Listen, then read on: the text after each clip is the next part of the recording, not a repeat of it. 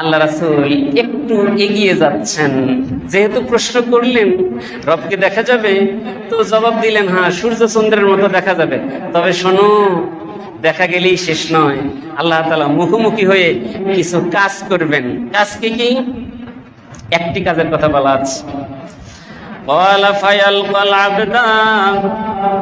আল্লাহ তাআলা কোন একজন বান্দাকে সম্বোধন করবেন, ফায়াকুল আই, এই আমাদের যে ডাক আছে এই, আরবিতে বলে আই, হামজা ইয়া, এই বান্দা শোন, কুল, তো এবার বল। মাইক্রোফোন ছাড়াই, এই বাকযন্ত্র বা আওয়াজ যন্ত্র ছাড়াই পুরো হাসরবাসী আল্লাহ তাআলার এই সম্বোধন শুনবে, বান্দা কি জবাব দেবে তাও শুনবে। আলাম উকরিম কা, এক নম্বর, এই বান্দা শোন, তোকে আমি দুনিয়াতে সম্মানিত করিনি, খুব ইজ্জতওয়ালা ছিলি, দেশের মানুষ চিনত, দশে চিনত, আন্তর্জাতিক খ্যাতি সম্পন্ন ছিলি, তোকে এই সম্মানটা আমি দেইনি। এরপরে তোকে নেতৃত্বের আসনে বসাইনি, জাতিসংঘের সাধারণ সম্পাদক ছিলি, মহাসচিব ছিলি, মার্কিন যুক্তরাষ্ট্রের প্রেসিডেন্ট ছিলি, পাকিস্তানের এই ছিলি, বাংলাদেশের এই ছিলি, সেই ছিলি, ইত্যাদি ইত্যাদি, নেতৃত্বের আসনে বসাইনি। তিন নম্বর,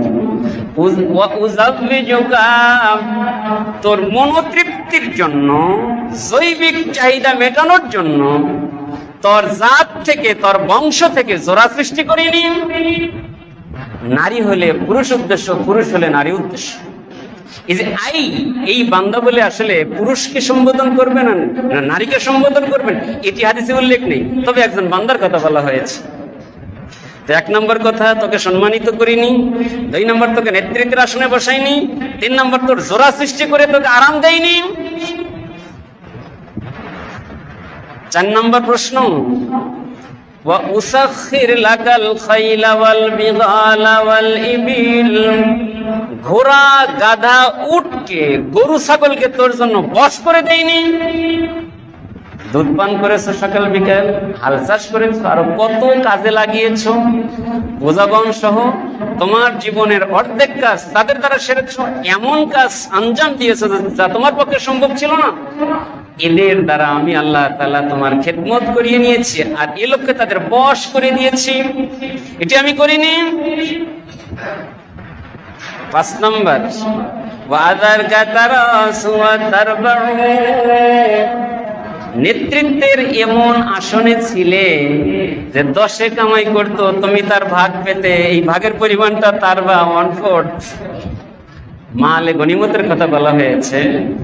মালে গনিমত যোদ্ধারা যেটা নিয়ে আসবে, রাষ্ট্রপ্রধানের যোদ্ধারা যা যা পাবে প্রত্যেকের 1/4 রাষ্ট্রপ্রধানের ভাগে আসবে, শরীয়তের রায়।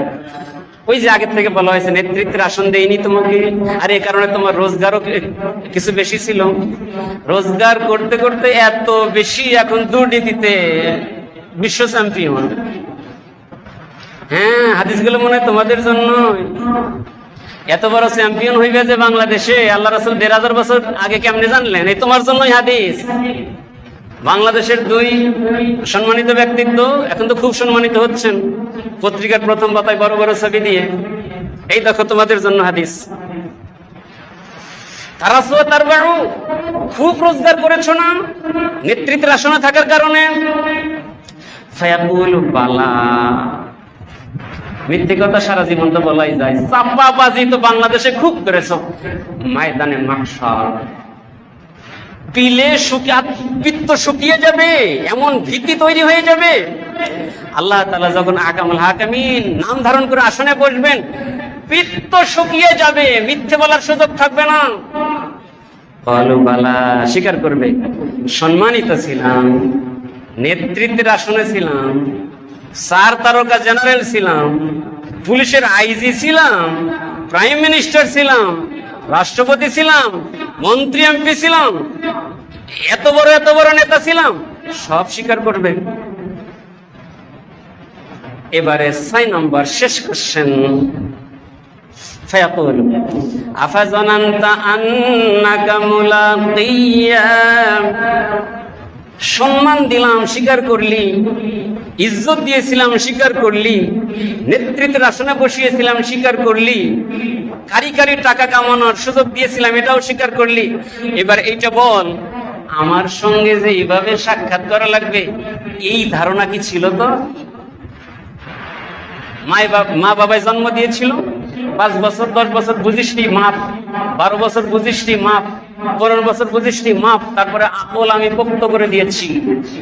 তোর আকলের কি হালাত জন্মের 1 দিন পর সেটাও আমি জানি, জন্মের 3 দিন পর তোর আকলের কি হালাত ওইটা আমার জানা আছে। আকলটা আমিই দিয়েছি এবং ধীরে ধীরে পোক্ত আমিই করেছি। 3 মাসে আকলের অবস্থা আমি জানি, 1 বছরে আকলের অবস্থা আমি জানি, 10 বছরে তোর আকলের হালাত আমি জানি, 12 বছরে তোর আকলের হালাত আমি জানি, 15 বছরে তোর চিন্তা শক্তি কোথায় পৌঁছেছিল আমি জানি। 15 বছর মাপ, 15 বছরের পর থেকে তোর জ্ঞান বুদ্ধি যখন পোক্ত হলো, আফাযানানতা আন্নাকা মুলাকিয়া, আমার সঙ্গে যে সাক্ষাৎ হবে এটা মাথায় আসেনি, চিন্তায় আসেনি। এটা মনে হয় তোমার কলেজের থাকার বয়স, তোমার বিশ্ববিদ্যালয়ে যাওয়ার বয়স। মনে রাখবা 12 বছর 15 বছর পর্যন্ত মাপ, এরপর থেকেই তোমার হিসেবের পাতা ওপেন। আমি কলেজে পড়েছি বুঝিনি, কোনো ওজোর চলছে না। আমি বিশ্ববিদ্যালয়ের ছাত্র ছিলাম, বুঝিনি, কোনো ওজোর চলছে না। সরকারি চাকরি করতাম, কাজের চোটে নামাজ পড়ার সময় ছিল না, কোরআন তেলাওয়াতের সময় ছিল না, আল্লাহ তোমাকে নিয়ে ভাবার সময় ছিল না, কোনো ওজোর চলবে না। আল্লাহ তাআলার প্রশ্ন, বালেগ হওয়ার পর আমার সঙ্গে সাক্ষাৎ করতে হবে, এটা তোর মাথায় ছিল কিনা?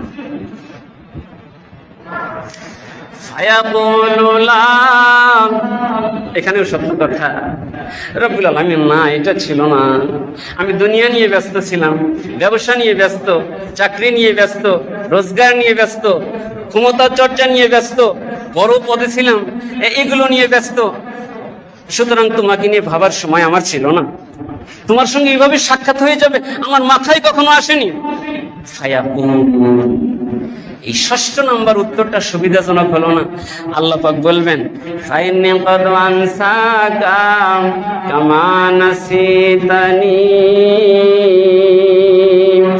তোকে যেমন দুনিয়াতে 80 বছর হায়াত দিয়েছিলাম, 15 বছর বাদ হইল 65 বছর। এই 65 বছর আমাকে ভুলে থাকলি, তার পরিণাম আজকে তোকে ভুলে গেলাম, তোর দিকে রহমতের নজরে তাকাবই না। বান্দার ব্যাপারে আল্লাহ পাকের ফয়সালা জানিয়ে দেওয়া হলো। রাষ্ট্রপতি সাবধান, প্রধানমন্ত্রী সাবধান, মন্ত্রী মহোদয় সাবধান, এমপি সাহেব সাবধান, বড় নেতা সাবধান, বড় ব্যবসায়ী সাবধান, পদস্থ ব্যক্তি সাবধান। আপনার কোন ওজর আল্লাহ তাআলা গ্রহণ করবেন না। একটি প্রশ্ন, সাক্ষাৎ হবে, তার মাথায় ছিল কিনা? বলে ছিল না, তুই ভুলে থাকলি, আজকে তোকে ভুলে গেল। যাতে পারি তাআলা সেদিন ভুলে গেলে আপনাকে কে স্মরণ করবে ভাই? কান ধরে যদি জান্নাতে পাঠান তাও তার ক্ষমতায়, কান ধরে জাহান্নামে পাঠালে তাও তো একমাত্র ক্ষমতা চর্চাকারী তিনি। সেই আল্লাহ তাআলা বলছেন, আমি তোকে ভুলে গেলাম যেমনটি তুই আমাকে ভুলে গিয়েছিস। ইয়া নাফসি ইয়া নাফসি ইয়া নাফসি ইয়া নাফসি, আল্লাহ পাক আমাকে বাঁচাক, আমাকে বাঁচাক। এই যে এই রবটা তৈরি হবে কেন? এই আচরণের কারণে, আল্লাহ তাআলার এই অবস্থানের কারণে। সুতরাং ঠকবাজি, চিটারি, বাটপারি আর দুর্নীতি সব কিছু পেছনে ঠেলে দিয়ে মোলাকাত মার রব আল্লাহ পাকের সঙ্গে সাক্ষাৎ করতে হবে। এই আকীদা কলিজার মধ্যে ধারণ করে সততা, ইনসাফ লালন করে পথ চলাই বুদ্ধিমানের কাজ। আম্বিয়া কেরাম এই আহ্বান জানিয়েছেন, মানবতার কাতারে দাঁড়ে দাঁড়িয়ে গিয়ে বারে বারে বান্দা হুঁশিয়ার হয়ে যাও, বান্দা হুঁশিয়ার হয়ে যাও, তোমার রবের সঙ্গে মোলাকাত আছে, তোমার রবের সঙ্গে সাক্ষাৎ আছে। ওয়াল বাসি বাদাল মাউত, মৃত্যুর পর পুনরুত্থান। পুনরুত্থান হয়ে কি হবে? ছাগল চড়াবেন, গরু চড়াবেন? পুনরুত্থান মানে রবের সঙ্গে মোলাকাত, পুনরুত্থান মানে আল্লাহ পাকের সঙ্গে সাক্ষাতে যাওয়া এবং সেখানে জিজ্ঞাসাবাদের মুখোমুখি হয়ে যাওয়া। সতর্ক হয়ে যাই, হাদিসটার মেসেজ অত্যন্ত সুন্দর।